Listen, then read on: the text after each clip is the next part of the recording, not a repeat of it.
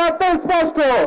আমরা বলতে চাই, এই ছাত্রদল যখন চাকসু নির্বাচন বর্জন করেছে, আমরা লক্ষ্য করলাম সাধারণ শিক্ষার্থীরা তখন ব্যাপকভাবে ভোট দেওয়া শুরু করছে।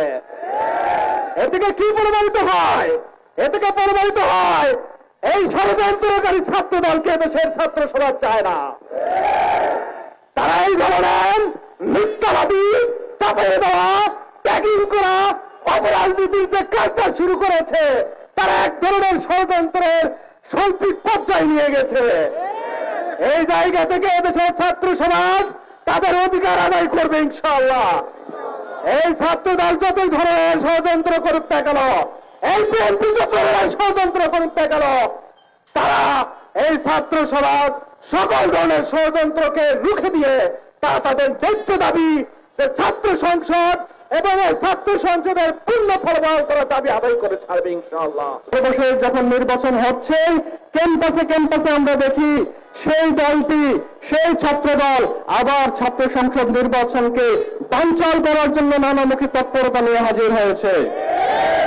তারা ডাকসু বানচাল করতে চেয়েছে।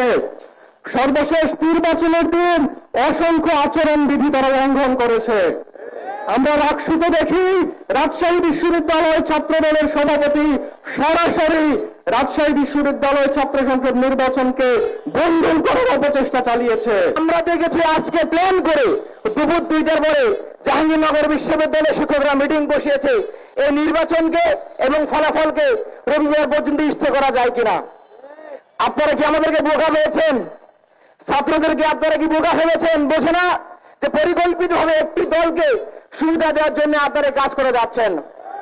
আমরা প্ল্যান করে বলতে চাই, ঢাকা বিশ্ববিদ্যালয়ে আমরা দেখেছি 40,000 শিক্ষার্থীদের ভোটকে কয়েক ঘন্টায় গণনা করে প্রথমে হল সংসদ এবং কেন্দ্রীয় সংসদে ফলাফল ঘোষণা করা হয়েছে। ঢাকা বিশ্ববিদ্যালয় যদি 40,000 শিক্ষার্থীর ভোট গণনা করে 8 থেকে 9 ঘন্টা ফল প্রকাশ করতে পারে, তাহলে আপনারা কেন মাত্র 12,000 শিক্ষার্থীর ভোট প্রকাশ করতে 24 ঘন্টা সময় নিয়েছেন? আমরা বলতে চাই, যদি আপনারা আর একটু সময় নেন, আপনাদের নাম তো গ্রিজ বুকে উঠে যাবে।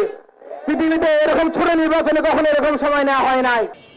আমরা দেখলাম জাহাঙ্গীরনগর বিশ্ববিদ্যালয়ের প্রায় 8,000 শিক্ষার্থী তাদের গণতান্ত্রিক অধিকার, তাদের ভোট প্রয়োগ করেছে। কিন্তু আমরা এখনো দেখছি তাদের ভোটের যে ফলাফল পাওয়ার কথা ছিল, এই ফলাফল নিয়ে হীন ষড়যন্ত্র বাংলাদেশ থেকে শুরু করে লন্ডন পর্যন্ত বিভিন্ন শ্রেণীর বিভিন্ন নেতা কর্মীরা করে যাচ্ছেন। আমরা তাদেরকে বলতে চাই, আপনারা জুলাই থেকে শিক্ষা গ্রহণ করুন। জাহাঙ্গীরনগর বিশ্ববিদ্যালয় সেই বিশ্ববিদ্যালয় যে বিশ্ববিদ্যালয় আওয়ামী লীগের ভিত কাঁপিয়ে দিয়েছিল, যে বিশ্ববিদ্যালয় শিক্ষার্থীরা বাংলাদেশের অসংখ্য শিক্ষার্থীকে উদ্বুদ্ধ করে রাজপথে নামিয়েছিল এবং বাংলাদেশ থেকে আওয়ামী লীগ নামক অপশক্তিকে বিতাড়িত করেছিল। আপনারা যদি জুলাইয়ের সেই শক্তিকে অবজ্ঞা করতে চান, আপনাদের পরিণতিও ঠিক সেই অপশক্তির মতোই পরিণতি হবে আপনাদের।